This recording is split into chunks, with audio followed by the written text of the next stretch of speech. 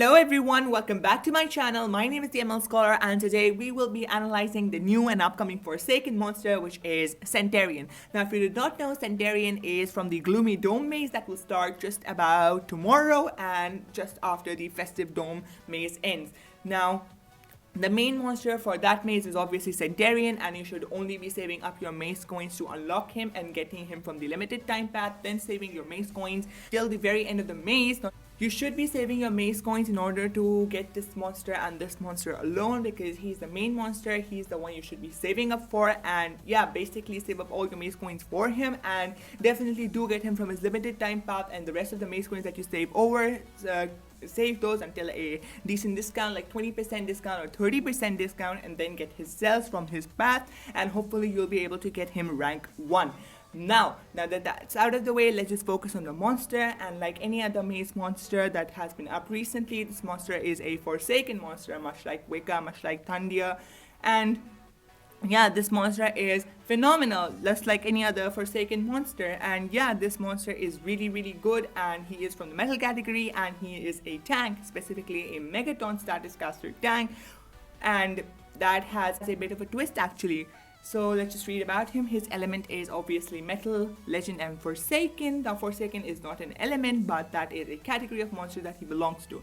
Then for the books, he is from the mechanical book, the sea book, the winter book, and the exclusive book. And the time limited book that he's a part of is obviously the Christmas book.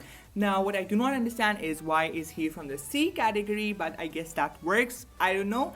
Then as for the winter category, he is perfect for that, and for the mechanical category as well as the exclusive, all categories match. Then for the relic slot, he has the banner relic and the shield relic, which I feel are the two best relic slots he could have unlocked. And obviously the armor, I think I said shield, but that is actually the armor relic, excuse me. The armor relic is very important, and there are lots of good armors out there that you could use for this monster. I myself would prefer an Atom's armor because of the huge amount of armor it provides. Like that, I think it's around 52,000, which is phenomenal. Then as for the banner relic, the banner relic is also awesome, and some of the notable banner relics are obviously Ingvar's banner.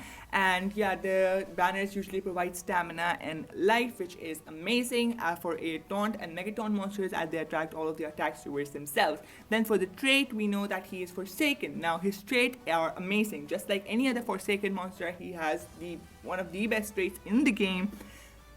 So at rank 0, he has Status Caster Megaton. Now the thing to remember is that the Status Caster Megaton at rank 0 is only for 2 monsters at this time, which are Dundra and Mephisto, and you know how much they're used in Wars, how much they're used in PvP, and how much they're used in live duels. Like, they are phenomenal monsters, and the Megaton really makes them hard to counter. And then he also has Harden, which also makes it really hard to counter this monster, simply because your DOTs will have a hard time landing on this monster, will have a 20% chance to not be applied. So that's it for that. Then we have at rank 1, this monster has again Harden trait, but the Status Caster Megaton is converted into Megaton trait. Now remember, until and unless this monster is killed, the Megaton will not be removed. Now this skill is simply this trait is simply phenomenal. Like, Megaton was a status casting ability, so it could be removed by remove all negative effects, but Santerion changes the entire game, and this trait is game breaking. This is the meta monster. This is what the meta has us coming for. Now this is where trait disabling will come in very handy. So if you have a monster that can trait disable, you've got it going for him then. But if you have a monster that just removes negative status effects, that won't really work against the Status Caster Megaton. And as you know, he will have a huge life, and that life will be really hard to counter. So that Megaton trait will be really hard to get rid of, especially if it attracts all of the attacks towards itself. Now this is amazing, and not a lot of monsters can disable trait, but some of the notable ones that are used are obviously Wicca, and I think Thalassa also has a trait removal, and some of the other monsters which I can't remember on the top of my head right now, but there are few of those kind. Ingenica for one can also remove traits. Then we have at rank 3 we have the Hardened At rank 3, we have the Hardened trait being replaced by the Artifact trait, which is another phenomenal skill, and this makes this monster even better. Now this monster cannot be denied, now this monster cannot be affected by DOTs, and this monster is just becoming OP as we progress, isn't it? At rank 4, I was fully expecting area dodge, but thank god this monster does not have area dodge, because then this monster would truly be unbeatable. Like, can you imagine a Megaton trait monster with the Artifact trait and with the area dodge trait? Oh my god, that would be so hard to kill. At rank 4, this monster has a status caster area damage reduction. Now, when the battle starts, all of the enemies' damage output will be reduced by 25%. And overall at rank 4, if you even unlock this monster at rank 3 or rank 1 even, this monster is phenomenal, but he just gets even better as this monster levels up. Then in front of us we have Cinterion Stats per rank. At rank 0 he is level 100, that means level 100. His power is 3476 with a life of 44,636. Now the power is not too great, the power is in the the lower category of monsters, but his power output doesn't really matter because he is a Megaton monster. The only stat that matters is the life stat. Now this is the 5th most powerful life in the game.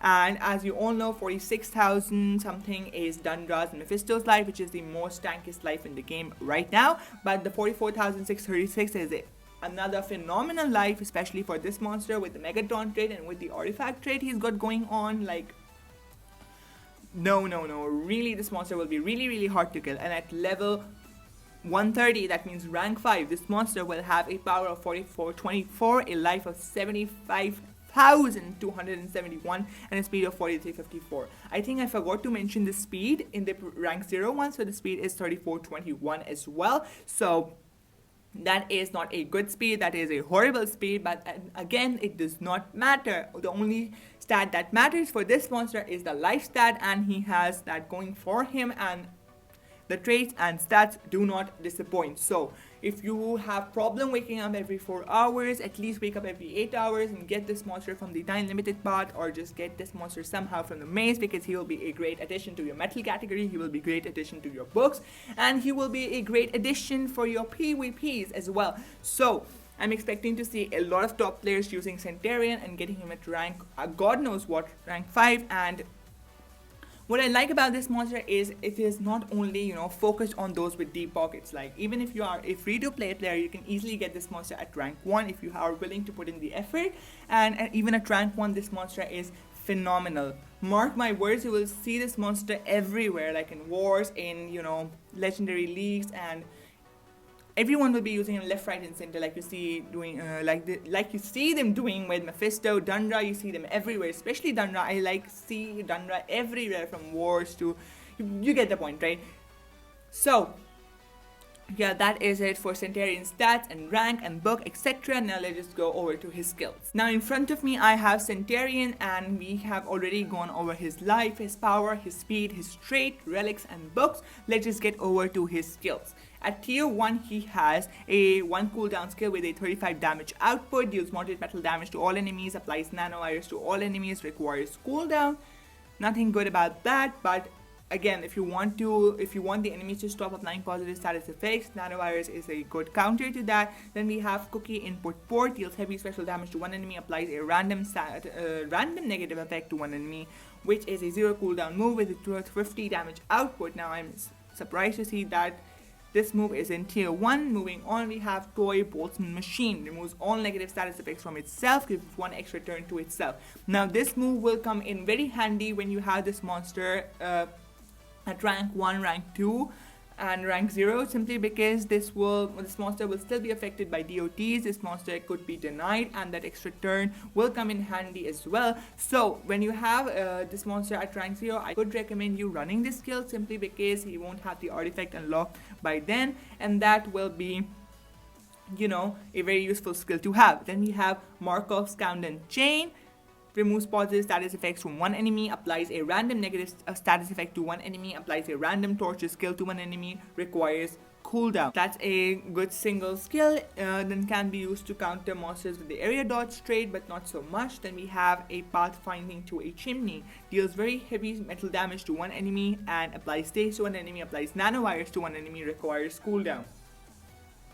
Now this move could be useful in, again, countering the monsters with the area dodge rate, but it has a good damage output. But you have to remember this monster's power stat does not match with the current meta monsters, and it will be difficult defeating those area dodge monsters with just relying on Santerion, so it's better that you do not run this skill. Then we have Sweater's Pattern Recognition, deals moderate metal damage to all enemies, applies a random torture skill to all enemies, heals all allies by 35%. Now this is the kind of skills that I would like to see on Megaton monsters, because not only do they apply torture skills, but they also heal your allies and yourself as well. So this is a pretty good skill, and you should definitely, consider running this as well. This is a 3-turn cooldown skill with a 35 damage output.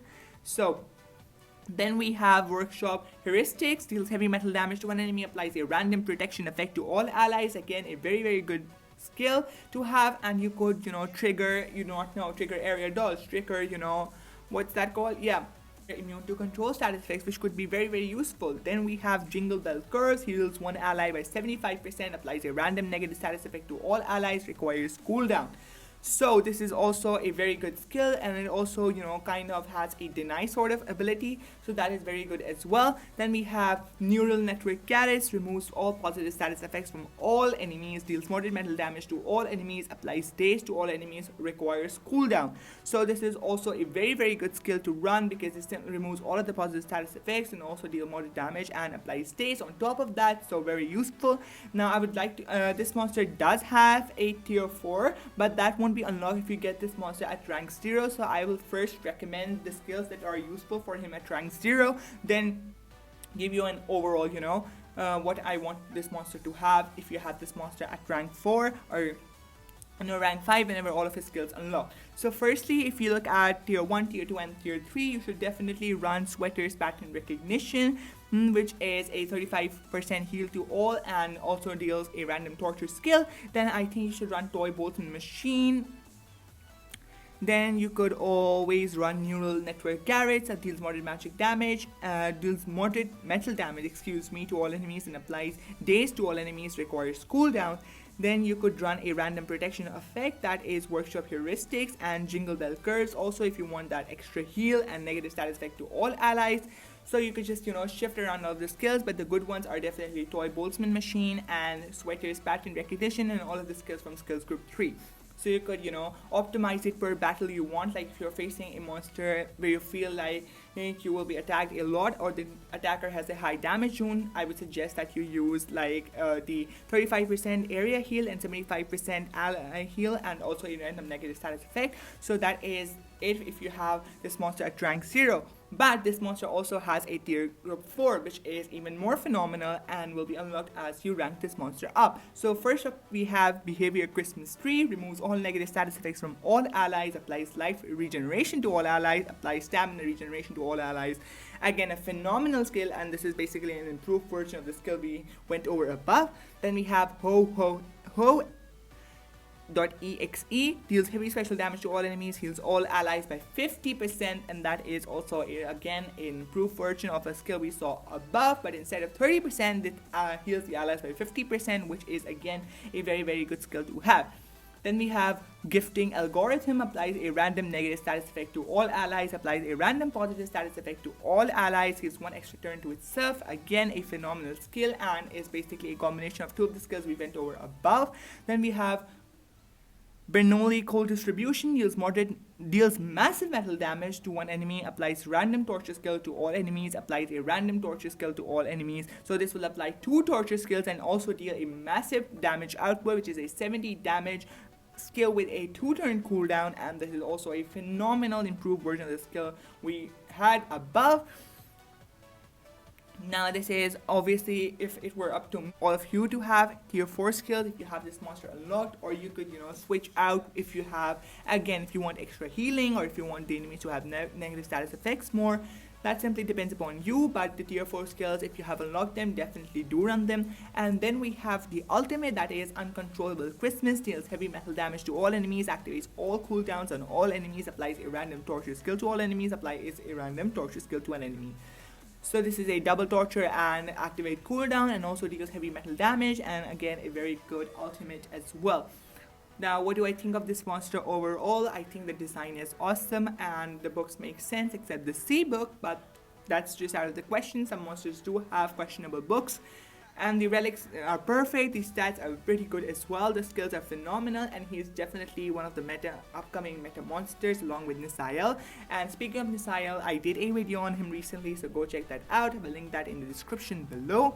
Also, I have made a video on the new upcoming elite monster, so make sure to check that out as well. And then I also have another video on all the upcoming news that I will be making soon, so don't forget to click on that as well.